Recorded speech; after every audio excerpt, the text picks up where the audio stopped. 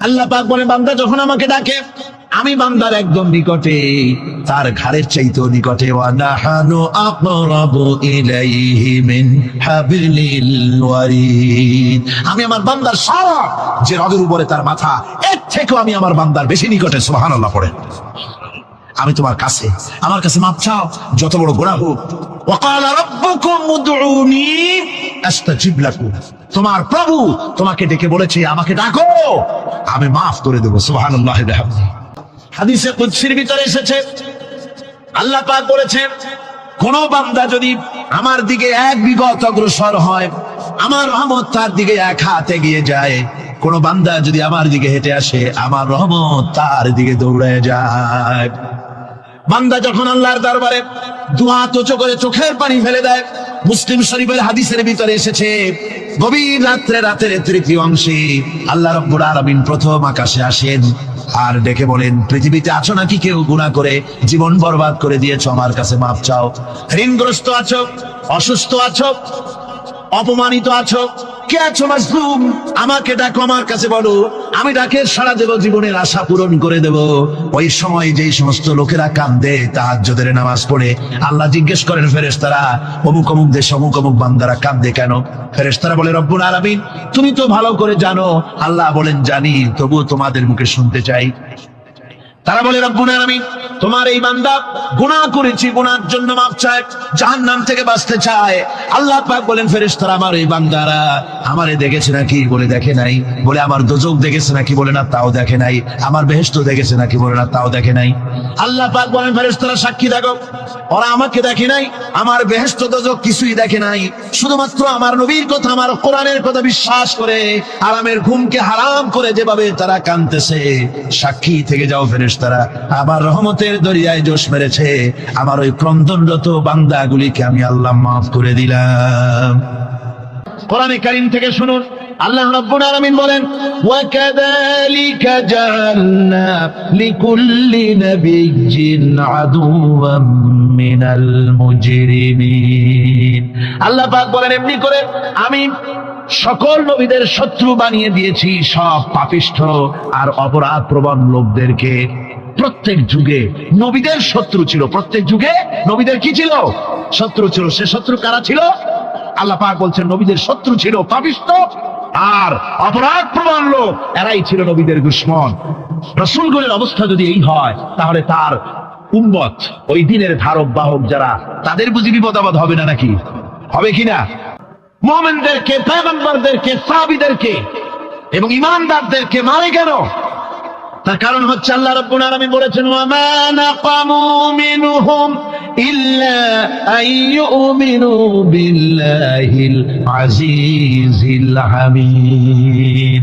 কাফিররা ঈমানদার লোকদেরকে অন্য কোন অপরাধী নির্যাতন চালায় না, নির্যাতন চালায় শুধু এই কারণে, যেহেতু মুমিন লোকেরা পরাক্রমশালী, আল্লাহ রাব্বুল আলামিনের দ্বীনকে কায়েম করতে চায়, তার উপরে ঈমান এনেছে, এই কারণেই তারা মারে।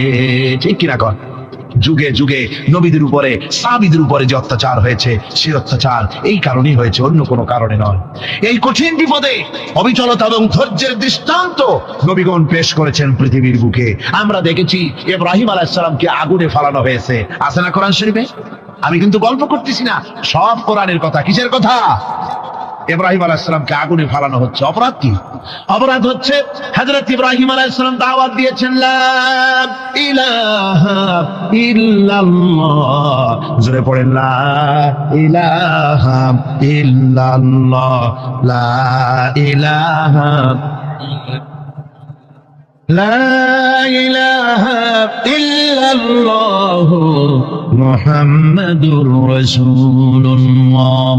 হযরত ইব্রাহিম আলাইহিস সালাম দ্বীনের দাওয়াত দিয়েছেন, এক আল্লাহর দাওয়াত দিয়েছেন, ঈমানের দাওয়াত দিয়েছেন। আর কোন অপরাধ ছিল না। নমরুদ সহ্য করতে পারল না। কোরআনে কারীমের মধ্যে সব কথাগুলি আল্লাহ পাক এই জন্য বিধৃত করেছেন, এই জন্য কোরআনে কারীমের মধ্যে সব কথা উঠায় দিয়েছেন, যাতে করে মুমিনেরা বিপদ আসলে পরে যেন ঘাবড়ে না যায়। ইব্রাহিম আলাইহিস সালামকে আগুনে ফালানো হচ্ছে। ফেরেশতা বলছে, ইব্রাহিম তোমারে আগুনে ফলায় দেওয়া হতেছে, আমার কাছে সাহায্য চাও, আমার কাছে ক্ষমতা আছে, আগুনগুলো উঠায় নমরুদের বংশ জ্বালায় দেব। হযরত ইব্রাহিম ফেরেশতার কাছে সাহায্য চাইছিলেন নাকি? তিনি বললেন, ফেরেশতা তোমার কাছে সাহায্য কেন চাইব? আমি তো এমন কোন অন্ধ আল্লাহর ইবাদত করি না যেই অন্ধ স্রষ্টা তার গোলামের দুঃখ দুর্দশা না দেখেন। আমি তোমার কাছে সাহায্য চাইবো না। হযরত ইব্রাহিম আলাইহিস সালাম পাস করলেন। কি বলেন, পাস করছেন না? ঈমানের পরীক্ষায় পাস।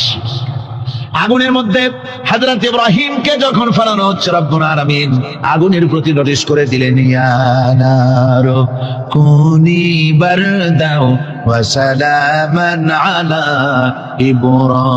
ইব্রাহিম। আগুন, আমার ইব্রাহিমের জন্য শান্তিদায়ক ঠান্ডা হয়ে যা। এখন কি আর আগুনের বাপের ক্ষমতা আছে ইব্রাহিমের পোড়ানো? আর ক্ষমতা নাই।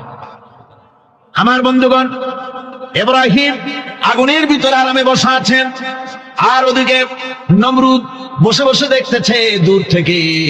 ইব্রাহিম তো জ্বলে না, গায়ের মধ্যে আগুন জ্বলে গেল। ডাক দিয়া কয়, আগুন তোর হলো কি? কেন জ্বালাইতে পারিস না আমার দুশমন রে? হলোটা কি তোর? তোর কি জ্বালানোর শক্তি বন্ধ হয়ে গেল নাকি? আগুনের ভিতর থেকে জবাব এলো, নমরুদ রে, আমার ভিতরে জ্বালানোর শক্তি আছে কি নাই যদি প্রমাণ করতে চাও, টেস্ট করতে চাও, তুই নিজে আয়, তোরে শুদ্ধ তামাম দুনিয়া জ্বালাই দিতে পারি, ইব্রাহিমের এক গাছা পশম জ্বালাই দিতে পারি না। তার কারণ হচ্ছে আমি হচ্ছি মাখলুক, আল্লাহ হচ্ছেন খালিক। আল্লাহ আমাকে বলেছেন না জ্বালাতে, তুমি হাজার বার বললেও আমি ইব্রাহিমকে জ্বালাইতে পারবো না। কোরআনে কারিমে ঘটনা বলে মুমিনদেরকে সাহস দেওয়া হচ্ছে, মুমিনেরা দ্বীনের কাজ করতে গিয়ে বিপদ আবাজ আসবে, ঈমানের দাবি হলো বিপদ আসবে, আর বিপদ আসলে ঘাবড়ায় যেও না, মুসিবতে পড়ে চিন্তায় পেরেশানে হয়রান হয়ে যেও না। বিশ্বকবি আল্লামা ইকবাল কি সুন্দর করে বলেছেন, আজ ভি হোক জু ইব্রাহিম কা ইমা पैदा आग कर सकती है एक अंदाज गुलिस्तां पैदा। ইব্রাহিমের ঈমান যদি আজিও কোথাও হয় বিদ্যমান, করতে পারেন অগ্নিকুণ্ডে খুবসুরত এক গুলিস্তান। আজও যদি আগুনের ভিতরে কোন নমরুদ কোন ইব্রাহিমকে যদি ফেলে দেয়, আল্লাহ রাব্বুল আলামিন আজও আগুনকে ফুলের বাগান বানায়া দিবেন। সুবহানাল্লাহ। ভয় পাওয়ার কারণ নাই, চিন্তা করার কোনো কারণ নাই। আমার বন্ধুগণ, হযরতে হুদ আলাইহিস সালামকে যখন সমাজের লোকেরা, রাষ্ট্রের লোকেরা ঘিরে ফেলে দিল, সমাজ শক্তি, রাষ্ট্র শক্তি যখন তাকে ঘিরে ফেলে দিল, ষড়যন্ত্রের পাহাড় তুলে দিল, তারে মেরে ফেলে দিবে, হযরত হুদ দেশ থেকে তা পালায় গেলেন না, ভয় পেলেন না। হযরতে হুদ আলাইহিস সালাম বললেন, কোরআনে কারীমে হযরত হুদের কথা কোট করা হলো, ফাকিদুনি জামিআন সুম্মা লা তুনজিরুন। সম্মিলিতভাবে ষড়যন্ত্র করো আমার বিরুদ্ধে, সবাই মিলে ষড়যন্ত্র করো, সুম্মা লা তুনজিরুন, আর আমাকে এতটুকু অবকাশ তোমরা দিও না। ইন্নী তাওয়াক্কালতু আলাল্লাহি রাব্বি ওয়া রাব্বিকুম, আমি ভরসা করেছি সেই আল্লাহর উপরে যার কুদরতি হাতের ভেতরে, যিনি আমাদের রব তোমাদেরও রব, আর যার কুদরতি হাতের ভিতরে তামাম পৃথিবীর জানগুলি যার হাতে, সে আল্লাহর উপরে ভরসা করেছি। ষড়যন্ত্র যদ্দূর আছে করতে থাকো, আমি ষড়যন্ত্র পরোয়া করি না। সুবহানাল্লাহ।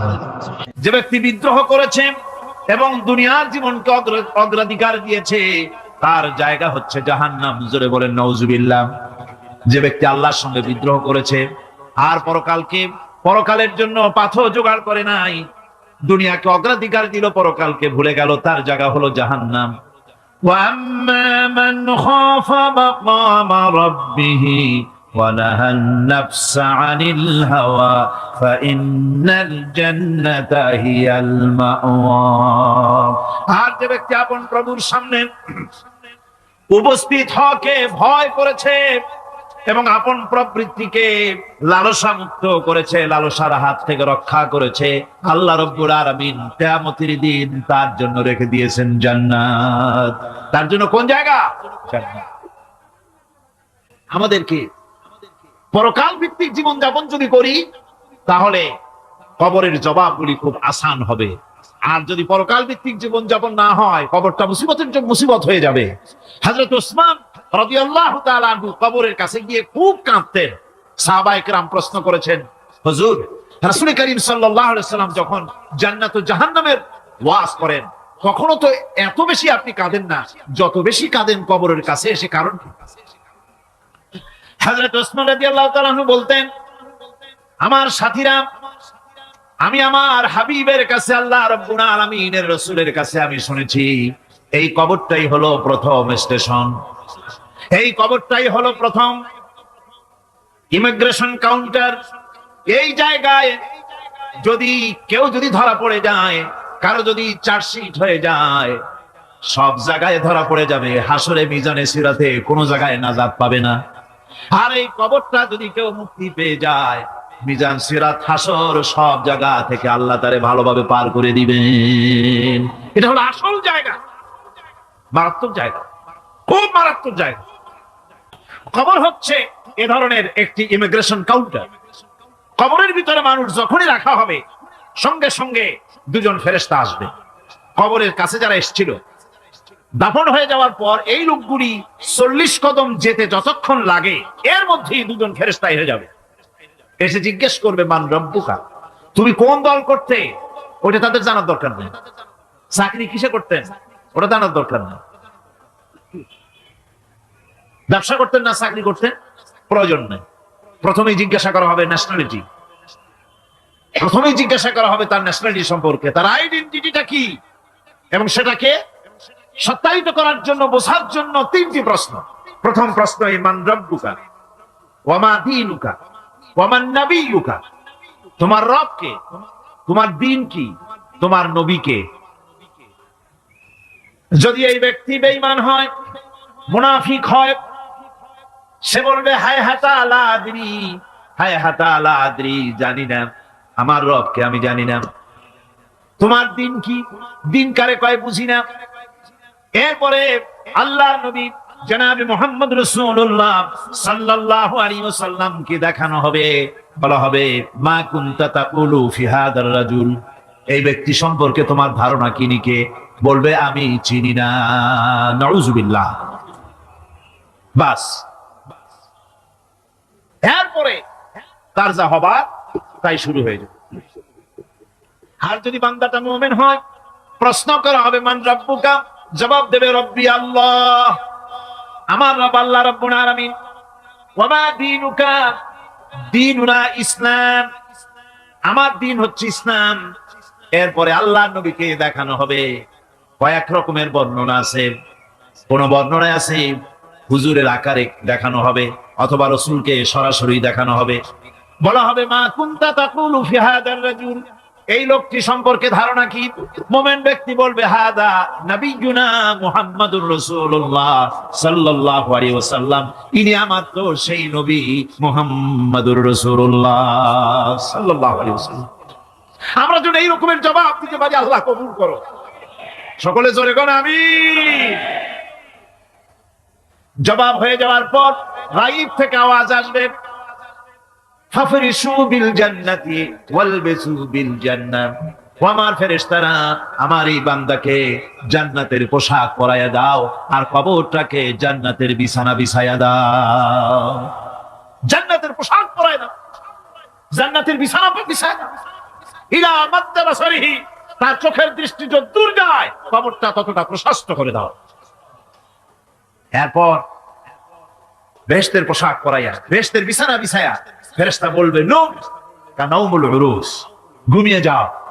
দুলামিয়া যেমন বাসর সজ্জায় নতুন বউ নিয়ে আরামে ঘুমায়, এরকম আরামে ঘুমায় যাও। ইলা ইয়াউমিল কিয়ামা, কিয়ামত পর্যন্ত ঘুমায় থাকো, আরামে ঘুমিয়ে থাকবে। এরপরে সিংহায় ফুৎকার হবে, সিংহার ফুৎকারের আওয়াজে তার ঘুম ভেঙে যাবে। বলবে ইয়া ওয়াইলানা মান বা'আথানা মিন মারকাদিনা, হায় আফসোস, আমার এত আরামের ঘুম থেকে কে আমাকে জাগ্রত করলো, আমার ঘুমটারে নষ্ট করলো কে। আওয়াজ আসবে হাদা মা ওয়াদার রহমান ওয়া সাদাকাল মুরসালুন, এটা হচ্ছে রহমানের সেই ওয়াদা, আর মুরসালিনরা, নবীরা সত্য কথাই বলেছিলেন, সেই কিয়ামত অনুষ্ঠিত হচ্ছে।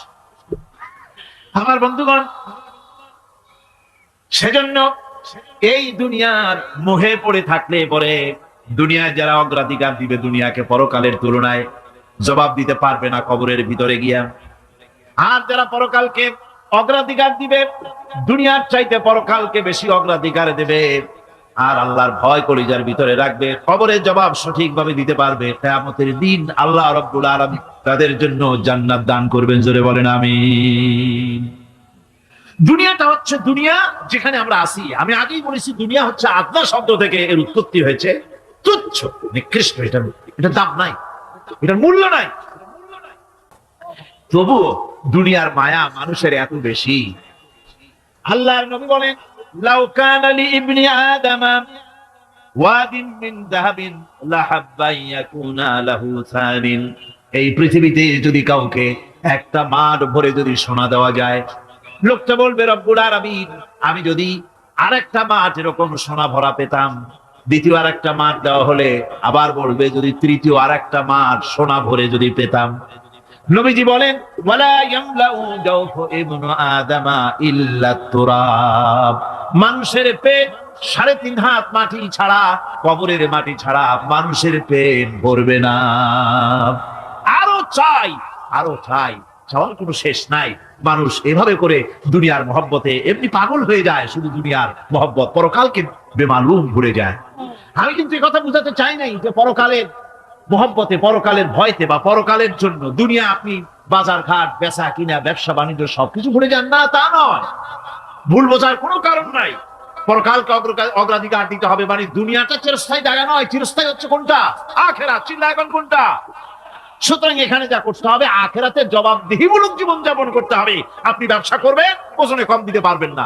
আপনি খাদ্যে ভেজাল দিতে পারবেন না, চুরি করতে পারবেন না, ডাকাতি করতে পারবেন না, জেনা করতে পারবেন না, বদমাশি করতে পারবেন না, মদ খেতে পারবেন না, সন্ত্রাসী হতে পারবেন না, হাইজাকার হতে পারবেন না, চাঁদাবাজ হতে পারবেন না, মুনাফাখোর হতে পারবেন না, আপনি চোরা কারবারি হতে পারবেন না, ঘুষখোর হতে পারবেন না, সুদখোর হতে পারবেন না। এই সব কাজ পরকালকে বিশ্বাস করলেই এ সমস্ত কাজ থেকে মানুষ বিরত থাকতে পারে। কথা ঠিক কিনা? এটাই হচ্ছে।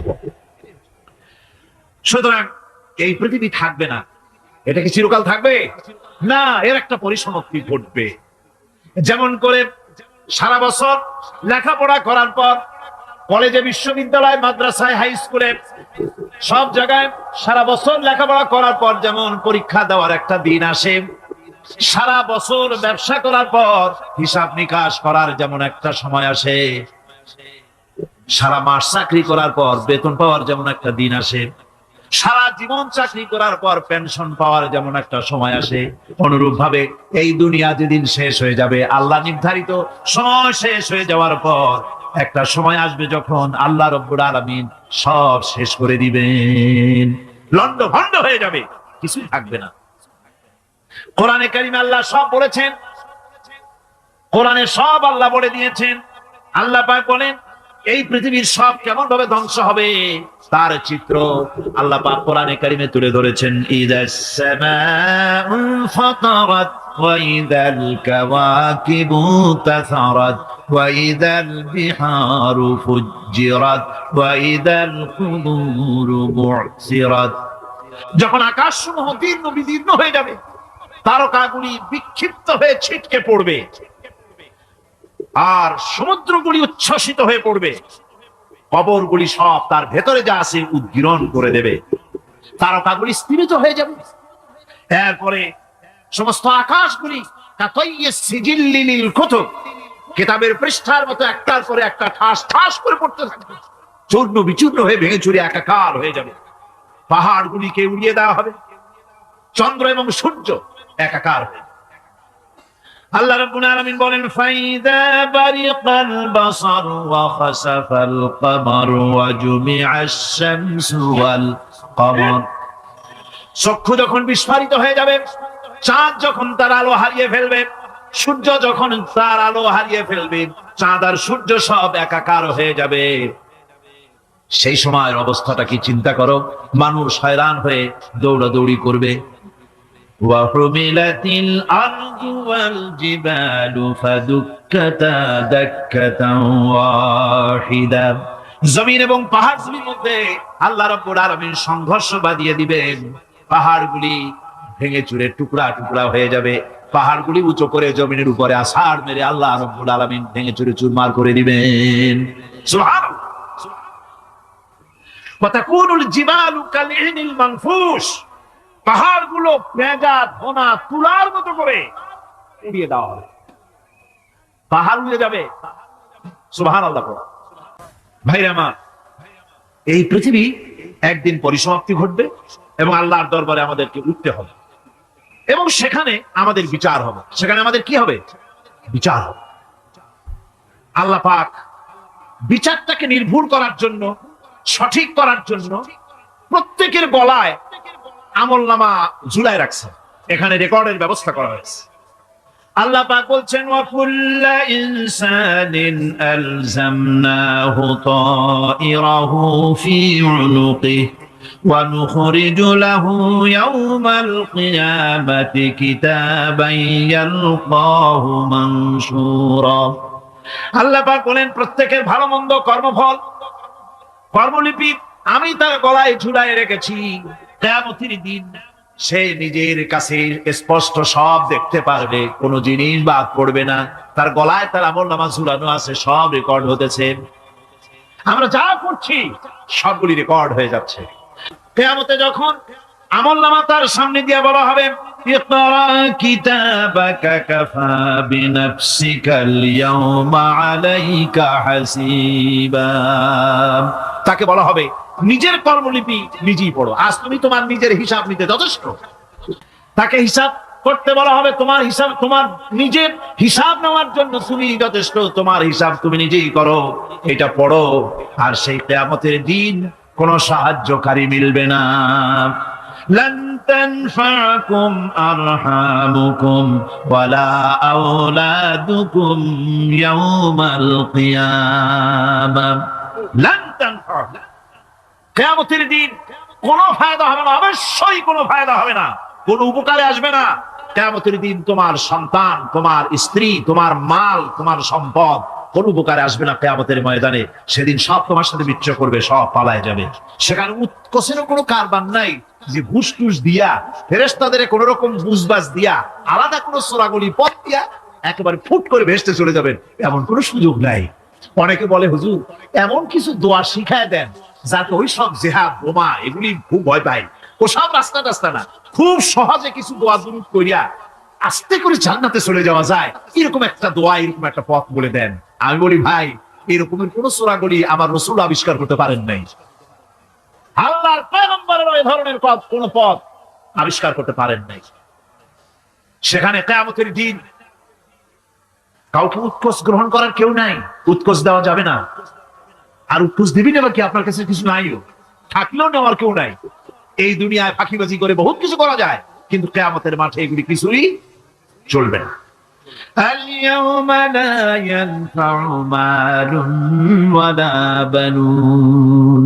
কিয়ামতের দিন ধন সন্তান সন্ততি আর সম্পদ কোনো কাজে লাগবে না। সেদিন শুধু আমল যদি ভালো হয় কাজে লাগবে, আমল খারাপ হবে সব শেষ হয়ে যাবে। আল্লাহ রাব্বুল আলামিন নবীজিকে ডেকে বলেছেন, নবী আপনি বলেন কুল মা কুনতু বিদআম মিনার রাসূল, আপনি বলুন আমি কোন নতুন রাসূল নই, আমার আগে অনেক নবী রাসূল পৃথিবীতে এসেছেন, তারা বিদায় হয়ে গেছেন। আমি জানি না কিয়ামতের দিন আল্লাহ রাব্বুল আলামিন আমার সাথে কি ব্যবহার করবেন, আর আমি এও জানি না যে কিয়ামতের দিন আল্লাহ পাক তোমাদের সাথে কি ব্যবহার করবেন।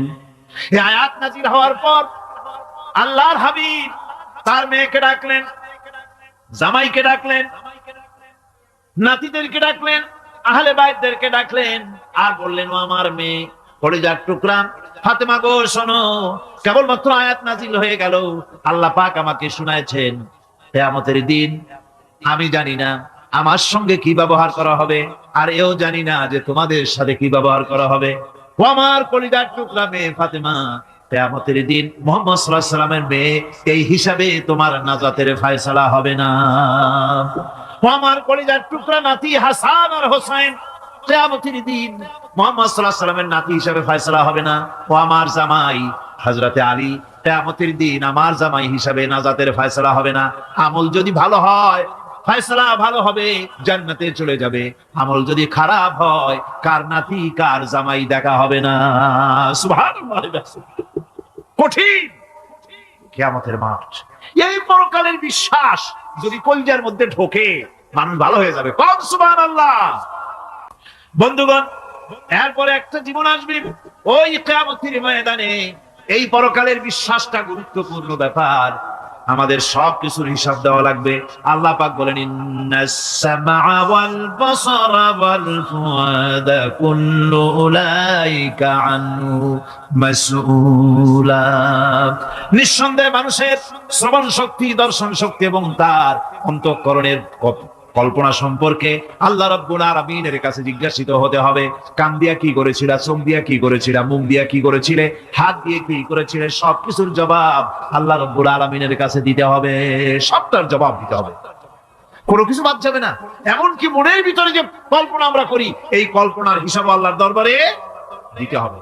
কোরআনে কারীম বলছেন ওয়া ইন তুবদু মা ফি আনফুসিকুম আও তুখফুহু ইউহাসিবকুম বিহিল্লাহ। মনের ভিতরে তুমি যেটা কল্পনা করো সেটা প্রকাশ করো, অথবা তুমি গোপন রাখো, যাই তুমি করো না কেন আল্লাহ রাব্বুল আলামিন এর হিসাবও তোমার কাছে নেবেন। ফায়াগফিরু লিমান ইয়াশা ওয়া ইউআযযিবু মান ইয়াশা ওয়াল্লাহু আলা কুল্লি শাইইন কাদির। মহান আল্লাহ পাক বলেন, করার পর তোমার মনের ভিতরে কি কল্পনা করেছিলে ওইটার হিসাব আমি নেব। হিসাব নেওয়ার পর যারে খুশি ক্ষমা করে দেব, যাকে খুশি শাস্তি প্রদান করব। সবকিছুর উপরে আল্লাহ রাব্বুল আলামিন শক্তিমান, সব তিনি করতে পারেন, সমস্ত কুদরত রয়েছে তার। সুতরাং মানুষদেরকে, আল্লাহর বান্দাদেরকে বিশ্বাস করতে হবে যে আমার কোনো কথা বাদ যাবে না। কথাগুলি রেকর্ড হচ্ছে, কথা রেকর্ড হচ্ছে। মুখ আছে বলেই যা খুশি তা বলা যাবে না, কান আছে বলেই যা খুশি তা শোনা যাবে না, চোখ আছে বলেই যা খুশি তা দেখা যাবে না, হাত পা আছে বলেই যা খুশি তা করা যাবে না। সবটার পেছনে আল্লাহ রাব্বুল আলামিনকে ভয় করা লাগবে। মহান আল্লাহ রাব্বুল আলামিন বলে, বান্দারে তোমার সমস্ত কার্যাবলী, এমনকি তোমার চাহনিটা পর্যন্ত কার দিকে কি নিয়তে তাকাইছো কেউ জানে না, আমি আল্লাহ রাব্বুল আলামিন জানি।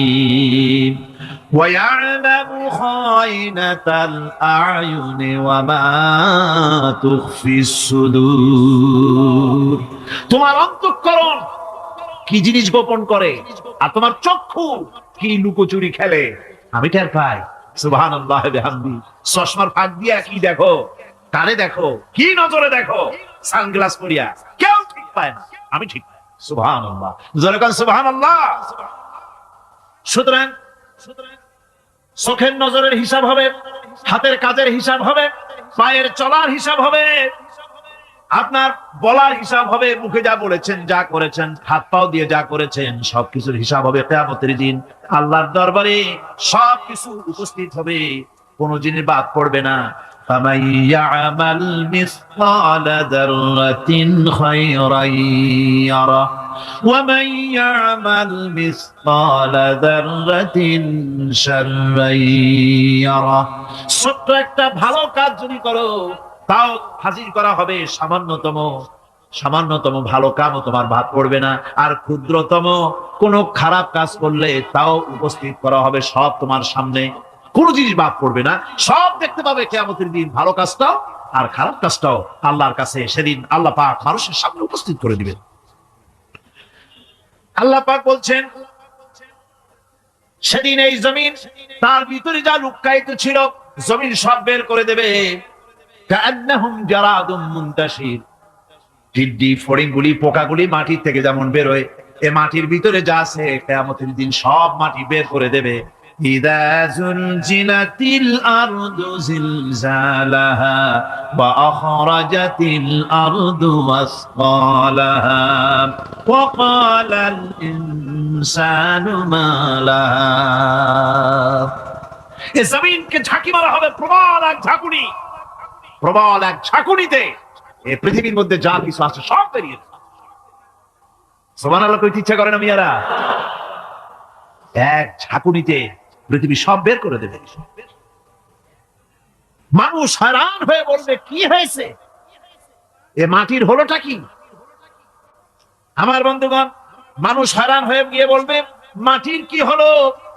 আল্লাহ রাব্বুল আলামিন বলেন, ইয়াউমাইদিন তুহাদ্দিসু আখবারাহা বিআন্না রাব্বাকা আওহা লাহা।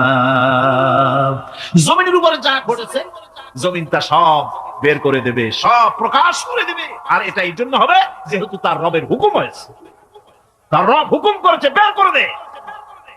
জমিনের ভিতরে আছে যা সব বেরিয়ে যাবে, আকাশ ভেঙে পড়বে, পাহাড় উড়ে যাবে, জমিনের ভিতরে যা আছে সব উপরে চলে আসবে, পৃথিবীতে সব শেষ, কিচ্ছু নাই, আকাশ নাই, পাহাড় নাই, সমুদ্র নাই, সব একাকার, চন্দ্র নাই, সূর্য নাই, তারকা নাই, গ্যালাক্সি নাই, মহাশূন্য নাই, সব শেষ। আল্লাহ রাব্বুল আলামিন সমস্ত ফেরেশতাদেরকে শেষ করে দিবেন, সকলের মওত হয়ে যাবে, কেউ আর থাকবে না, এমনকি হযরতে আজরাইল মালাকুল মউত তিনিও থাকবেন না, সব আল্লাহ রাব্বুল আলামিন মৃত্যু করে দিবেন। এরপরে আল্লাহ রাব্বুল আলামিন একা তিনি বলবেন, ইয়া দুনিয়া, ইয়া দুনিয়া আইনা আনহারুকি, এ পৃথিবী তোর সেই সমুদ্রগুলো কোথায়, নদীগুলি কোথায়? ইয়া দুনিয়া আইনা আশজারুকি, হে দুনিয়া তোমার গাছগুলি কোথায়, এত বন বনানি এত গাছ ছিল। ইয়া দুনিয়া আইনা জিবালুকি, হে পৃথিবী তোর জমিনে যত পাহাড় ছিল পাহাড়গুলি কই? যত স্বৈরাচার ছিল জমিনের উপরে, যারা স্বৈরাচারী মনোবৃত্তি নিয়ে মানুষ ধ্বংস করেছে, দেশ ধ্বংস করেছে, মায়ের বুক খালি করেছে, ওই স্বৈরাচার গুলি কই? কোনো জবাব নাই। আল্লাহ পাক এর পরে বলবেন, লিমানিল মুলকুল ইয়াউম, কার রাজত্ব আজকে? রাজত্বটা কার? আল্লাহ তিনবার আওয়াজ দিবেন, আজকে রাজত্ব কার? আল্লাহ পাক যখন তিনবার করে ডাক দিবেন, কোনো জবাব নাই, কোনো জবাব নাই। কে জবাব দেবে? আল্লাহ রাব্বুল আলামিনের সামনে কার ক্ষমতা আছে কথা বলার? কেউ তো নাই, সব শেষ। আল্লাহ পাক বলবেন, লিল্লাহিল ওয়াহিদুল কাহ্হার, একমাত্র পরাক্রমশালী আল্লাহ রাব্বুল আলামিনের রাজত্ব আছে। সেই হাসরের মাঠে আমাদের সকলকে উপস্থিত হয়ে যেতে হবে, কেউ আমরা এখান থেকে বাঁচতে পারবো না, সবাইকে উঠতে হবে। অপরাধীরা সেখানে অসহায় হয়ে যাবে, অপরাধীরা অসহায় হয়ে যাবে। আল্লাহ পাক বলেন, فَإِذَا جَاءَتِ الصَّاخَّةُ يَوْمَ يَفِرُّ الْمَرْءُ مِنْ أَخِيهِ وَأُمِّهِ وَأَبِيهِ وَصَاحِبَتِهِ وَبَنِيهِ, অবশেষে যখন কান ফাটানো আওয়াজ আসবে, এই আওয়াজ সেদিন মানুষ নিজের মা বাপ ভাই বোন সব থেকে বিচ্ছিন্ন হয়ে যাবে, সব একের থেকে আরেকজন পালায় যাবে, হারায় যাবে, কেউ কাউকে আর খুঁজে পাবে না। সেদিন ওই কিয়ামতের মাঠে বিভীষিকাময় দৃশ্য, মানুষ হয়রান হয়ে যাবে, মাথার এক হাত অথবা অর্ধ মাইল অথবা এক বিগত এতটুকুন উপরে ওই প্রকাণ্ড সূর্যটার তাপ আসবে, গুনাহগারের মাথা চান্দি ফেটে গিয়া মগজগুলি গলে গলে নাক কান দিয়ে বেয়ে পড়তে লাগবে, জিহ্বাটা কুকুরের মতো ঝুলে নাভিস্থল পর্যন্ত পড়ে যাবে, মাটিটা সূর্যের উত্তাপে তামার মতো গরম হয়ে যাবে, সারা হাসর জুড়ে আওয়াজ হবে, পানি পানি পানি।